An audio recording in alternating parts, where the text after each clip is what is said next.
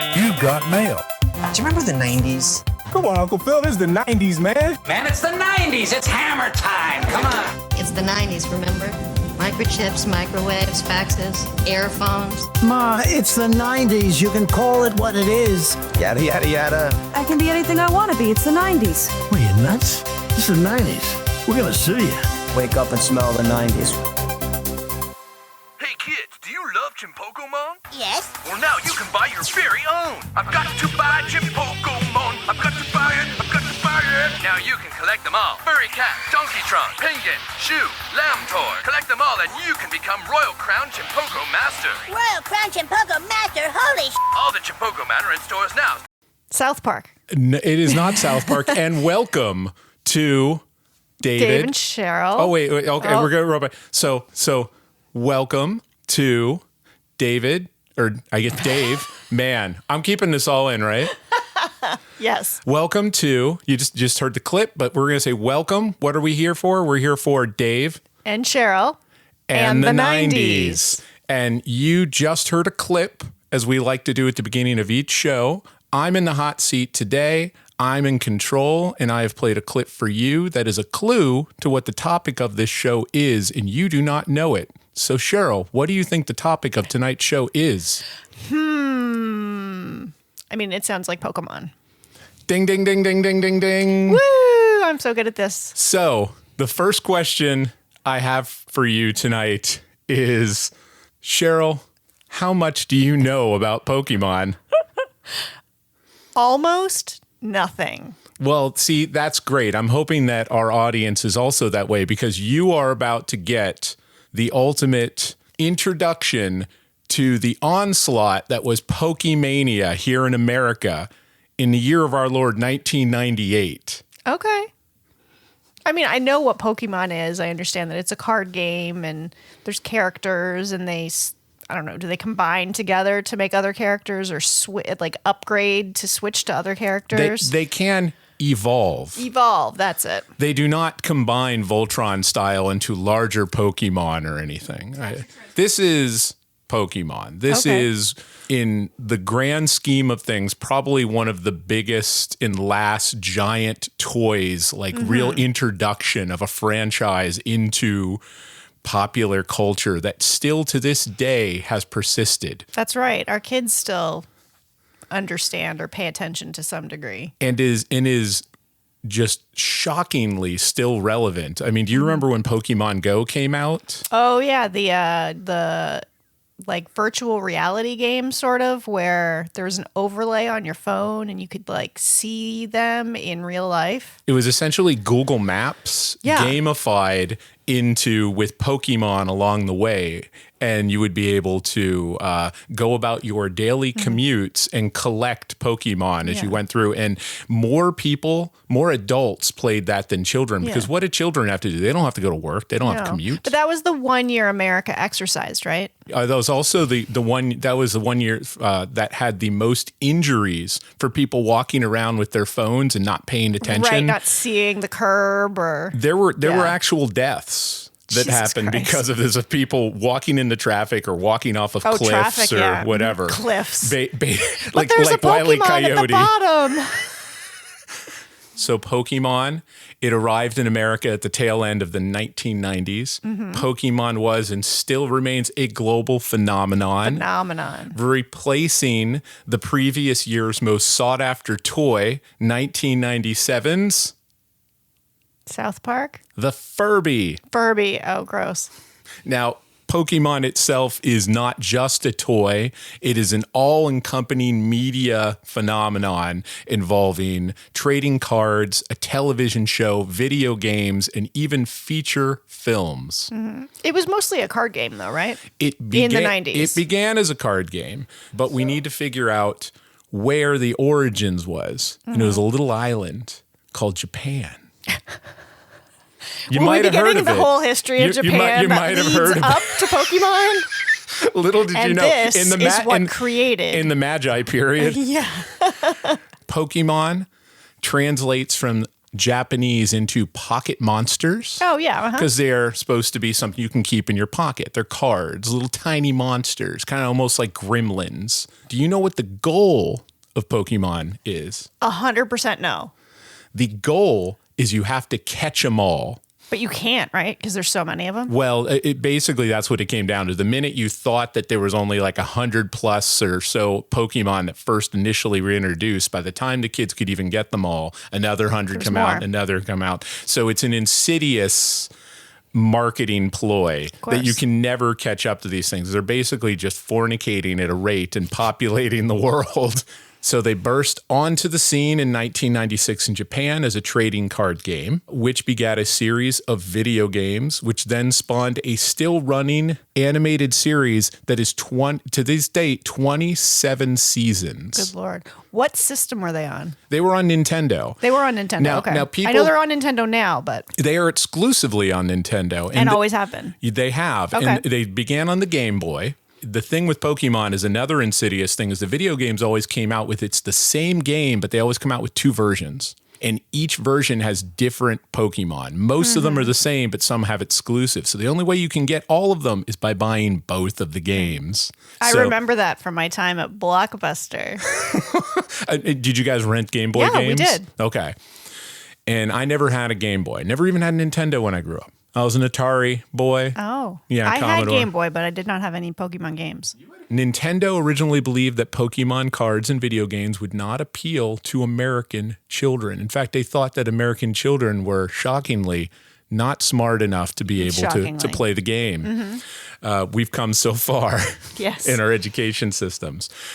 So when they decided that they would try to introduce them, they threw a massive, at the time, $50 million in advertisements to promote it. We had some major promotional pieces that happened all over the country. My favorite one that I found in all of this was August 27th, 1998 in Topeka, Kansas, where the city would be renamed to Pikachu for the day and host a Pokemon party with 3,000 guests in attendance.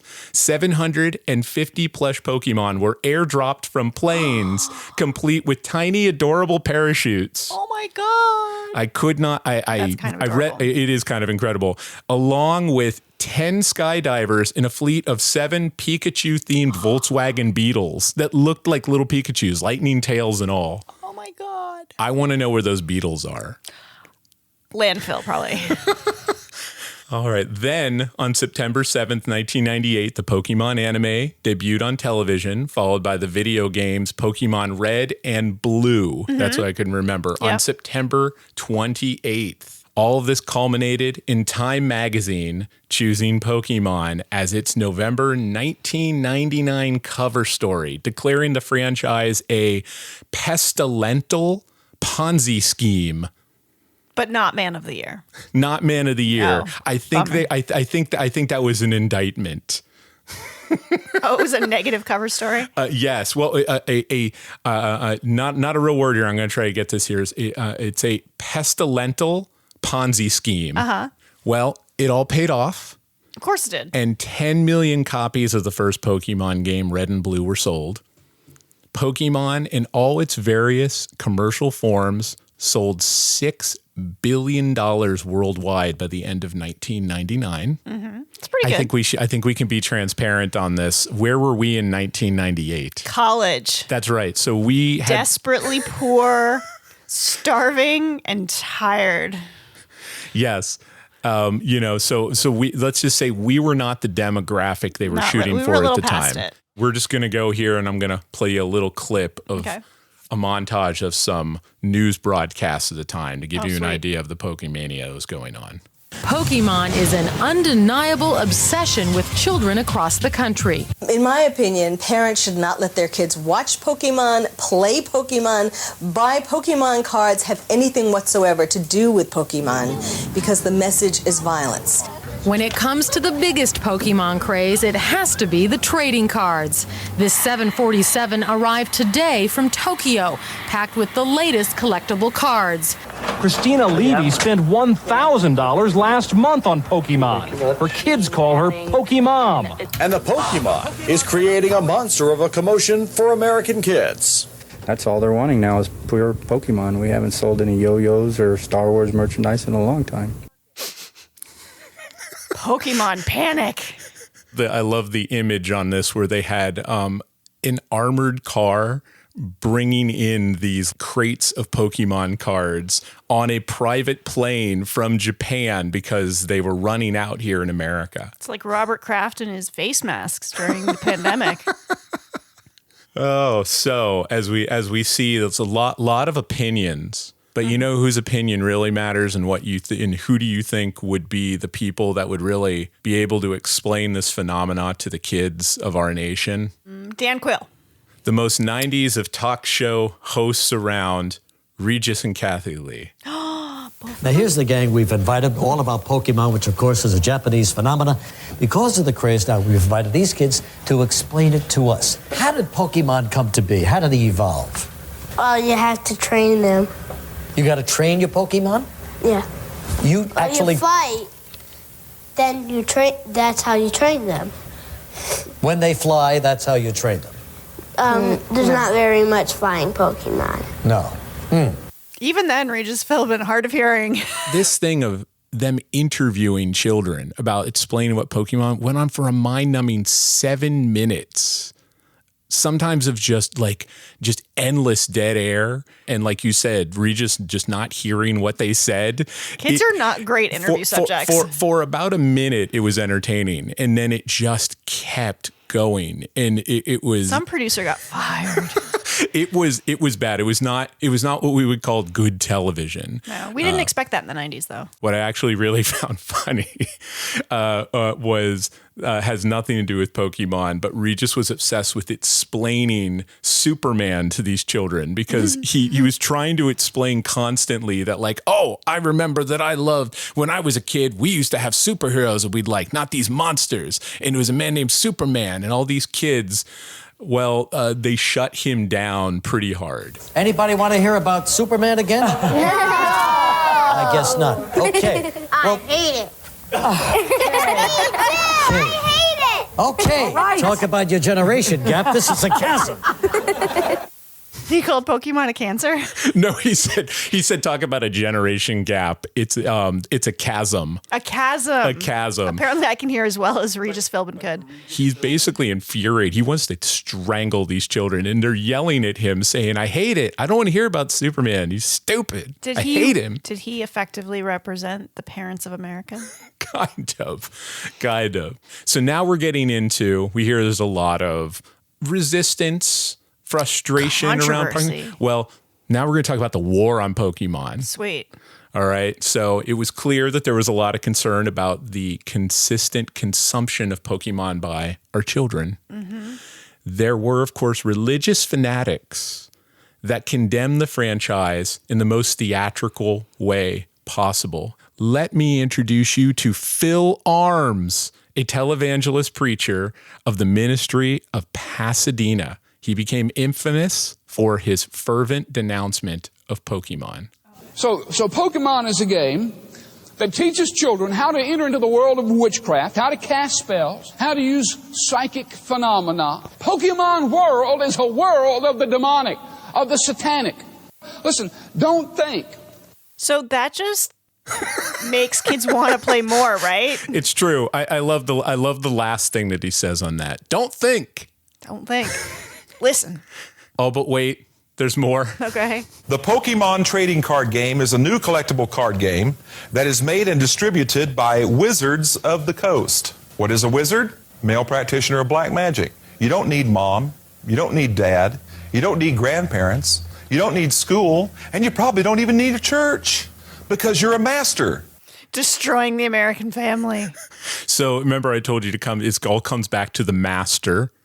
And You said monster before. Well, it's monster, but also the goal is to become a Pokemon master, That's to right. catch them all, to become a Pokemon master. Yes. He also published a book entitled Buying and Selling the Souls of Children, a Closer Look at Pokemon. So he made money off of it.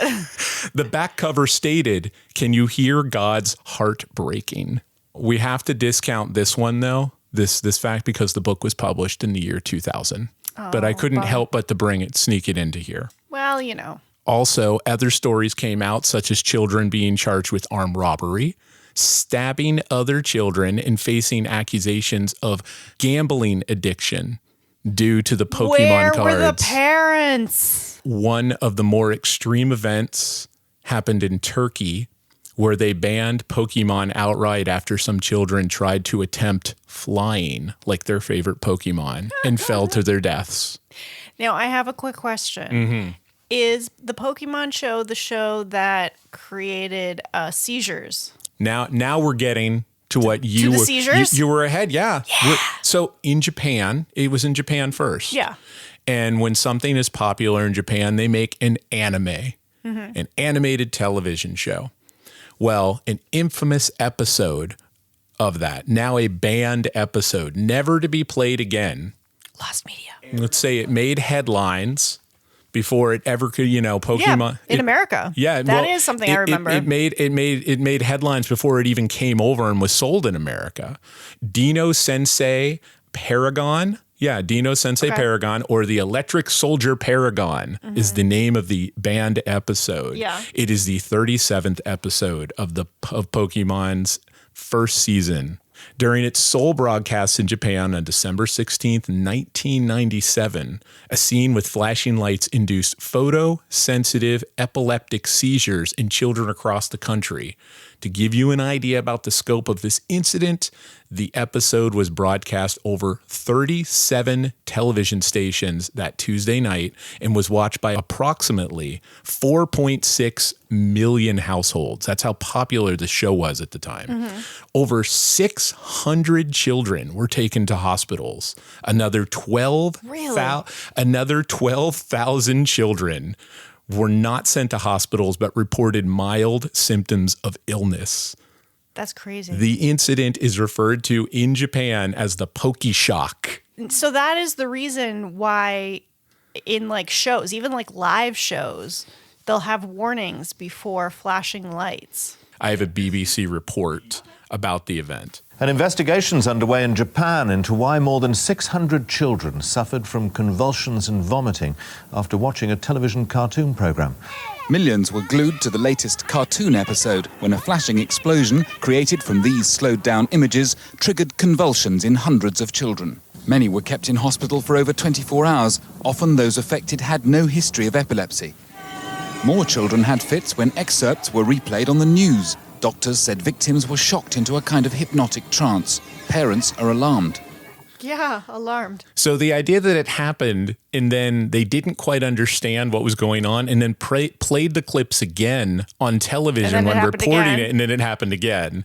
So after the incident, the Pokemon anime went on a 4-month hiatus. The episode was pulled from rotation and was never aired in any country ever again. The incident complicated plans for an American localization of the series and resulted in new broadcast standards both in Japan and worldwide.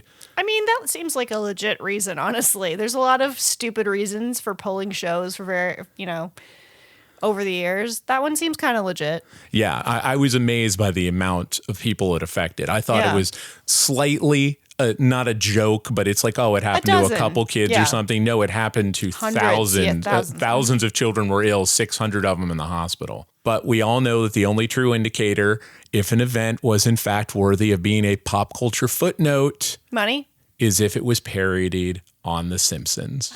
Isn't this that cartoon that causes seizures?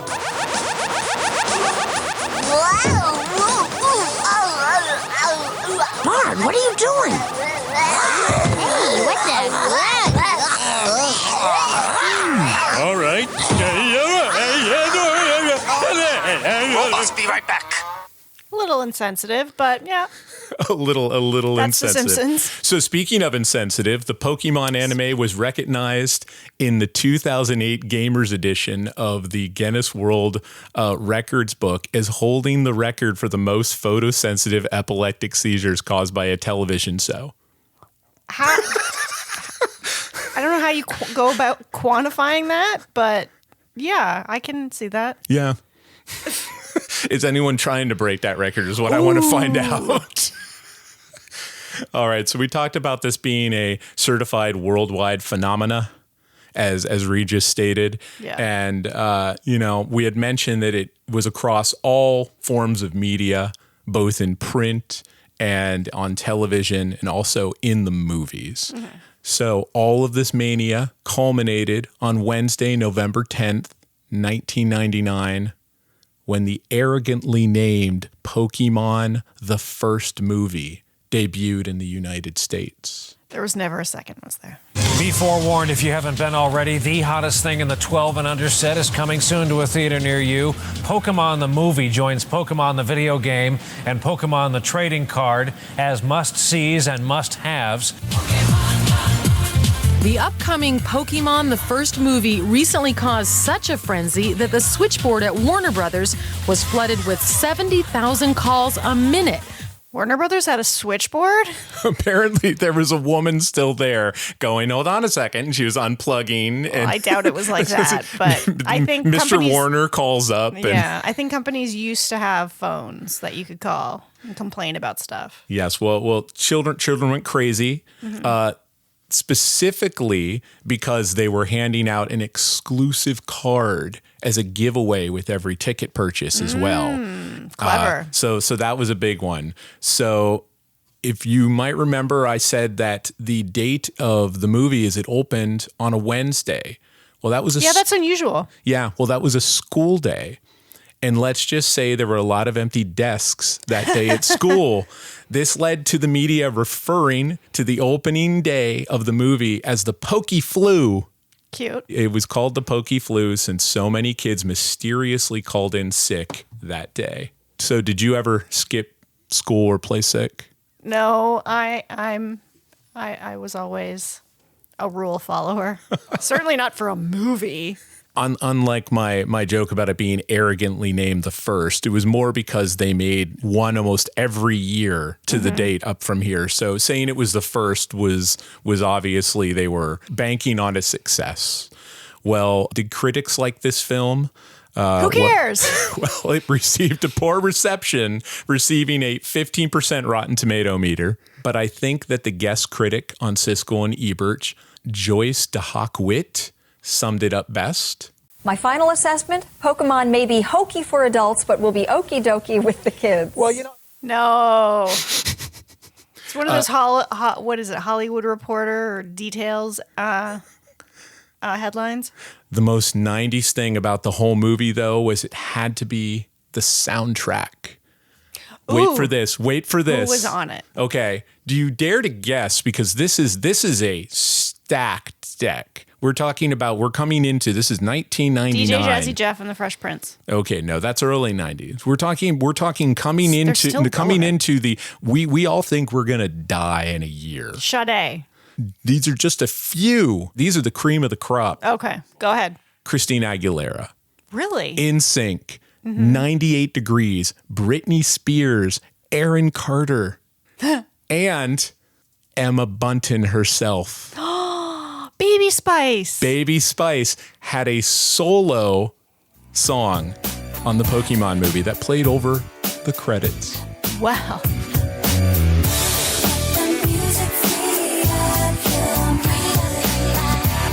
I mean, that's impressive, honestly, considering I've never heard of the soundtrack being notable at all. So the movie was an instant commercial success, earning $10.1 million in its first day. Pokey Flu.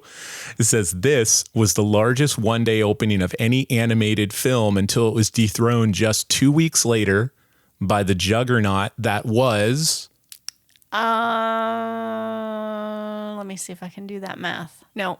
Toy Story 2. Oh, okay. Its eventual Total box office take was $85 million domestic and eventually grossed $160 million worldwide. That was good back then, right? That was very good back then. All they had to do was bring this thing over and translate it and slap on a bunch of Emma Bunton.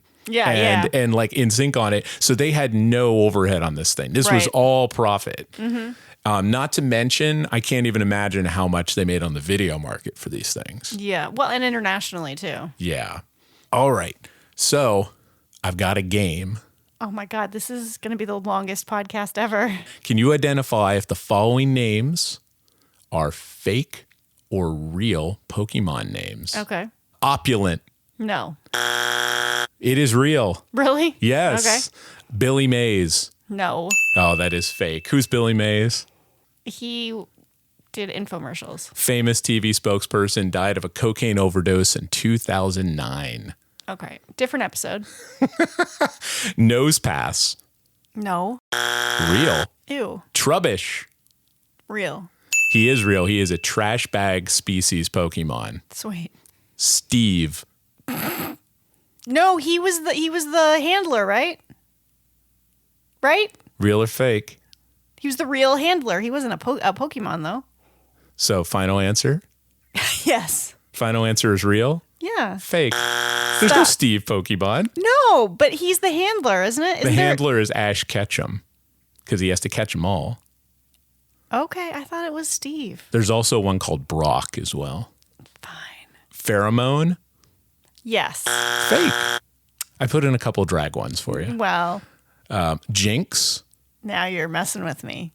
Real. It is. It is a notorious black-faced Pokemon. Oh. Macaque. Fake? Real. Okay. Obamla. Stop. Obamla. Fake. Fake. Wiglace. Fake. True. Really?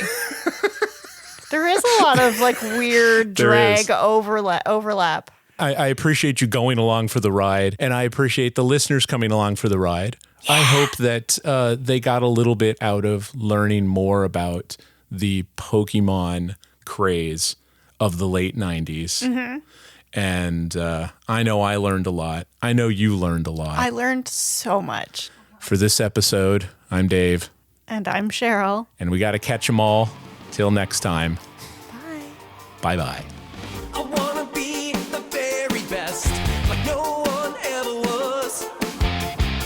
To catch them is my real test. To train them is my quest. Got a favorite 90s moment or topic you want us to dive into? We'd love to hear about it. If you think we got everything wrong, we'd love to hear about that too. Drop us an email at andthe90spod@gmail.com, link in the episode description, and you can be damn sure that we'll read your comments on the show. Also, if you're digging the show, please rate, comment, subscribe, and tell everyone you know to check us out. It really does make a difference. Till next time, remember, we're nostalgia for the olds and education for the youths. And I'll teach you.